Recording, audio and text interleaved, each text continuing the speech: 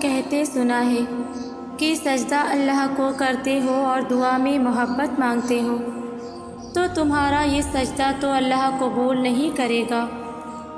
لوگ بھی کتنی عجیب باتیں کرتے ہیں نا۔ کیا اللہ نے آپ سے پوچھنا ہے کہ بتاؤ میں اس انسان کا سجدہ قبول کروں یا رد کر دوں؟ سجدہ تو اسی کے لیے ہے اور ہمیشہ اسی کے لیے رہے گا۔ اور رہی بات دعا کی تو دعا کا اختیار اس نے ہمیں دیا ہے، اور اگر دعا میں محبت کو مانگنا گناہ ہوتا تو وہ دعائیں بھی محدود رکھتا اور یہ کبھی نہ کہتا کہ مجھ سے رجوع کرو میں نصیب بدل دوں گا۔ ان لوگوں کی سوچ اور ججمنٹ سے کہیں وسیع میرے رب کی مصلحتیں ہیں۔ ان لوگوں کے لاجک تک میرے رب کی محبت کبھی محدود ہو ہی نہیں سکتی۔ میرا رب تو وہ ہے جس نے اظہار محبت کے لیے اپنے بندے کی تعریف میں سارا قرآن لکھ دیا اور فرمایا جس نے میرے محبوب سے محبت کی اس نے مجھ سے محبت کی۔ ہاں ہماری محبت تو ان کی خاک کے برابر بھی نہیں، لیکن ہم اتنا ضرور جانتے ہیں کہ وہ محبت جیسے پاکیزہ لفظ کی لاج رکھنا جانتا ہے۔ اس کی بادشاہت، اس کی چاہت، اس کی محبت دنیا کی باتوں سے بہت پرے ہے۔ وہ پلکوں پر ٹھہرے ایک ایک آنسو کی کیفیت جانتا ہے۔ وہ سجدے کی توفیق بس تب دیتا ہے جب اس نے سجدہ قبول کرنا ہو، اور محبت کے لیے سجدے سے بڑی دلیل کیا ہو سکتی ہے، پھر چاہے وہ غم کا ہو سجدہ یا خوشی کا ہو۔ کچھ لوگ اور پھر ان لوگوں کی باتیں کرتے کرتے ہم اللہ کی ذات میں اس قدر گم ہو جاتے ہیں کہ ہر تکلیف ہر درد بھول جاتے ہیں۔ اور پھر ایسا وقت کبھی آتا ہے جب ہم تہجد کے لیے تو اٹھتے ہیں لیکن تکلیف سے نہیں بلکہ شکر سے اٹھتے ہیں۔ ایک غم کا سجدہ نہ جانے کتنے سجدوں سے ہمیں نجات دلاتا ہے۔ محبت انسان کو انسان تک تب لے کر جاتی ہے جب وہ اللہ تک پہنچ جاتی ہے۔ سفر بھلے ہی کتنا ہی لمبا کیوں نہ ہو، کتنا ہی دشوار کیوں نہ ہو، پھر بھی انسان ایک سجدے سے بھولی بھٹکی ہوئی منزل تک پہنچ جاتا ہے۔ اللہ سے محبت ایک دم سے نہیں ہو جاتی، بہت وقت لگتا ہے ہمیں اس تک پہنچنے میں۔ احساسات کی تذلیل کرتی ہے دنیا، امیدیں ٹوٹتی ہیں، محبت بچھڑتی ہے، جان سے پیارے لوگ جدا ہوتے ہیں، تبھی جا کر اللہ کی طرف ایک قدم بڑھتا ہے۔ سنبھلنا کبھی بھی ایک رات کا قصہ نہیں ہوتا۔ نہ جانے کتنی راتوں کا دکھ سمیٹ کر ہم پرسکون نیند سونا سیکھتے ہیں، نہ جانے کتنی محبتوں کی ٹھوکروں کے بعد ہم اللہ سے محبت کرنا سیکھتے ہیں۔ ایک قدم کی بات نہیں، یہ بہت لمبا راستہ طے کر کے اللہ تک رسائی ملتی ہے، اور یوں ہم آدھے ہو کر مکمل ہو جاتے ہیں، اور یہ سارا سفر صرف اللہ جانتا ہے۔ باقی سب تو ہمیں ایک مضبوط انسان کی شکل میں دیکھتے ہیں جو کبھی ٹوٹا ہی نہ ہو، جو کبھی رویا ہی نہ ہو۔ کچھ راز بس ہمارے اور اللہ کے درمیان رہتے ہیں جنہیں ہم چاہ کر بھی کسی کو نہیں بتا پاتے، جن کا ذکر ہم خود سے کرتے ہوئے بھی ڈرتے ہیں، لیکن اللہ تو جانتا ہے، اور اس کا جاننا ہی ہمارے لیے کافی ہے۔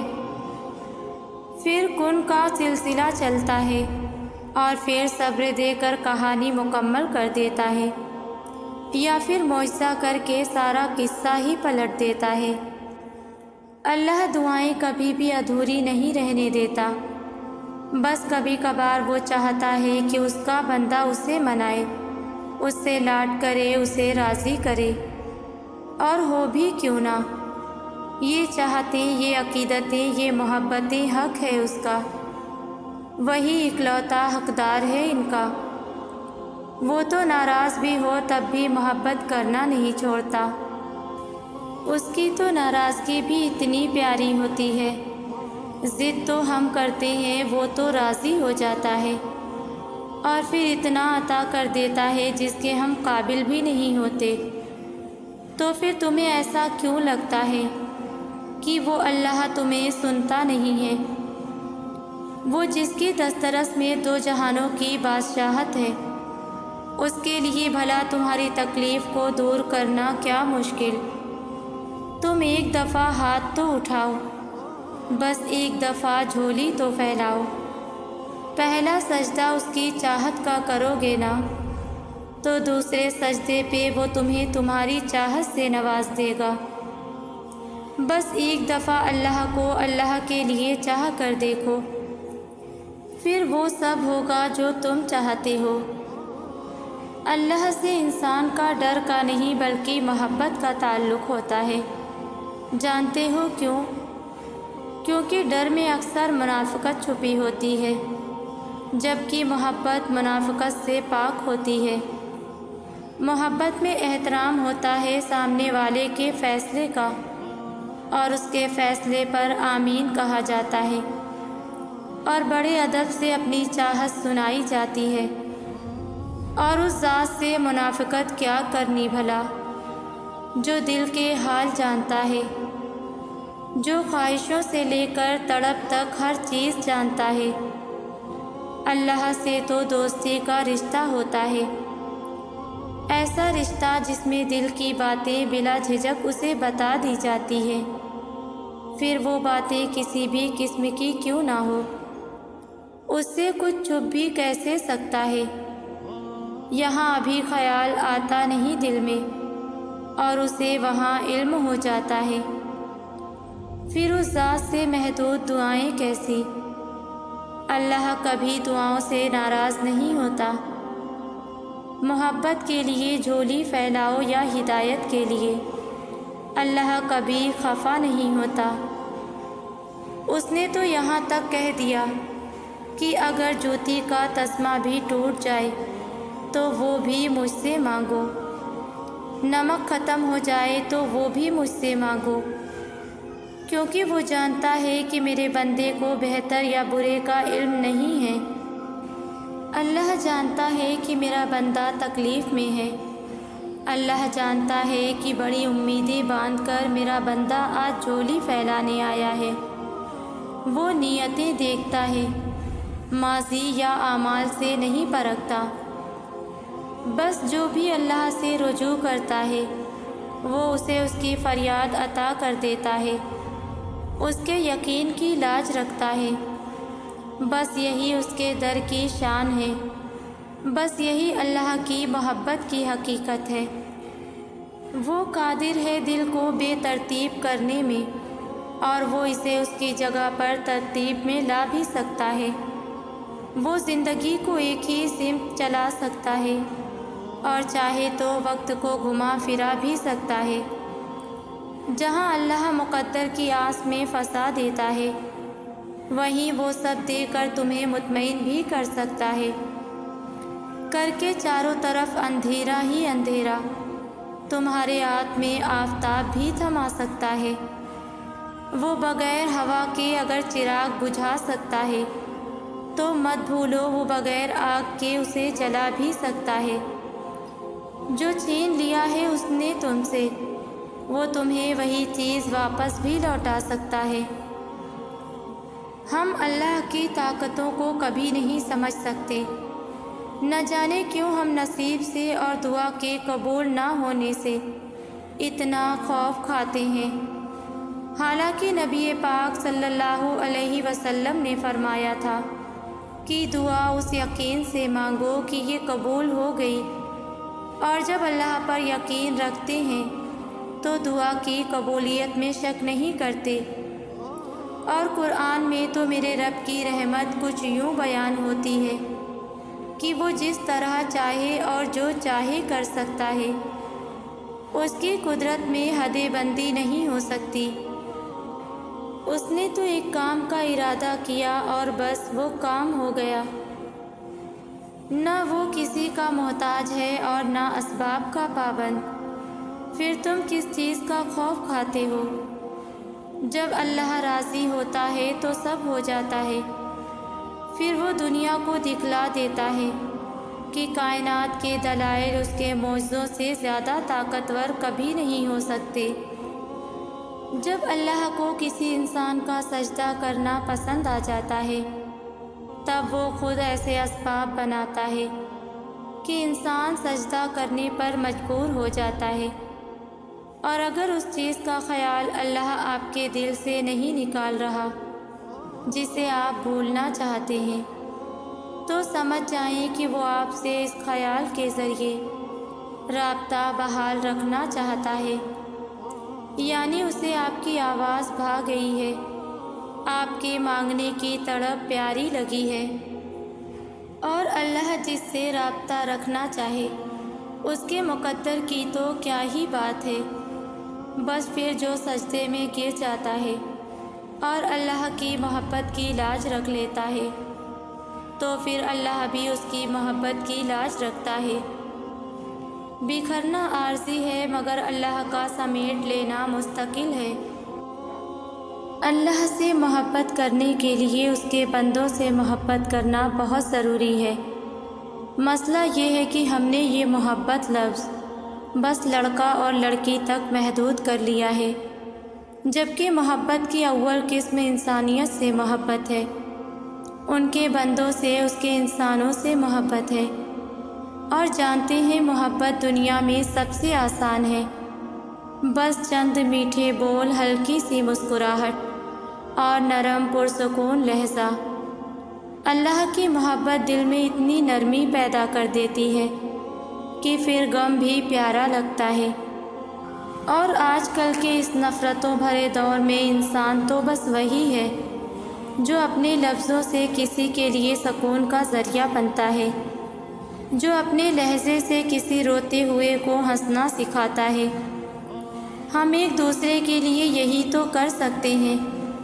ہمیں کیا معلوم کہ کون شخص اپنی زندگی کے کس دور سے گزر رہا ہے اور کون کس دل سے مسکرایا ہے، تو کیوں نہ خود پر اور دوسروں پر رحم کریں۔ نفرت کے لیے زندگی بہت مختصر ہے، اس لیے محبت بانٹنا سیکھیے۔ کیا پتہ یہ محبت ہی اللہ کو اتنی پیاری لگے کہ یہ بخشش کا ذریعہ بن جائے، کیونکہ ہمارے اعمال تو اس لائق ہیں ہی نہیں۔ زندگی میں ہر شخص تمہیں تمہارا خیر خواہ نہیں ملے گا۔ جہاں لوگ تمہارے ہنر کو تالیوں سے سراہیں گے، وہیں کچھ لوگ تمہارے ہنر کو میلا بھی کریں گے۔ ہر شخص تمہیں ایک جیسا نہیں ملے گا۔ کوئی تمہاری ذرا سی بات پہ تمہیں چھوڑ کر آگے بڑھ جائے گا اور کوئی تمہارے ساتھ ہی رکا رہے گا۔ کوئی تمہاری کامیابی کے موقع پر تمہیں حسد کی نگاہ سے دیکھے گا اور کوئی تمہاری بلندیوں پر رشک کرے گا۔ کوئی تمہیں ساری کائنات کے سامنے سارے عیبوں سمیت بے پردہ کر دے گا اور کوئی ان سبھی عیبوں کو سمیٹ کر تمہیں اپنی آغوش میں چھپا لے گا۔ تمہارا واسطہ ہر قسم کے انسان سے پڑے گا، یہ تمہارا نصیب ہے، لیکن فیصلے کا اختیار اللہ نے تمہیں دیا ہے۔ یہ اب تم پر ہے کہ تم خود کو کن لوگوں کے گرد رکھنا چاہتے ہو، تم کس کے رنگ میں رنگنا چاہتے ہو۔ خوشی اور غم کا انتخاب انسان خود کرتا ہے۔ اب تمہیں فیصلہ کرنا ہے کہ کس کی بات کو دل سے لگانا چاہتے ہو اور کس کی بات کو نظر انداز کرنا چاہتے ہو۔ مگر جہاں بھی جاؤ یہ ذہن نشین رکھنا کہ جو شخص جس طرح لوگوں کے سامنے تمہارا تعارف کرواتا ہے وہ اس شخص کی اپنی ذات کی حقیقت ہے، تمہاری نہیں۔ وہ جو لفظ تمہارے لیے استعمال کرتا ہے وہ اس کا اپنا ظرف ہے، تمہارا نہیں۔ ہمارے آس پاس رہنے والے سب لوگ ہمارے اپنے نہیں ہوتے، ہاتھ ملانے والا ہر شخص مخلص نہیں ہوتا۔ محبت کا اظہار کرنے والے ہر شخص کو ہم سے محبت نہیں ہوتی۔ کچھ لوگوں کو بس ہمارے دکھوں میں دلچسپی ہوتی ہے، انہیں ہمارے دکھ دیکھ کر اچھا محسوس ہوتا ہے، اسی لیے وہ ہماری زندگی کا حصہ بنتے ہیں۔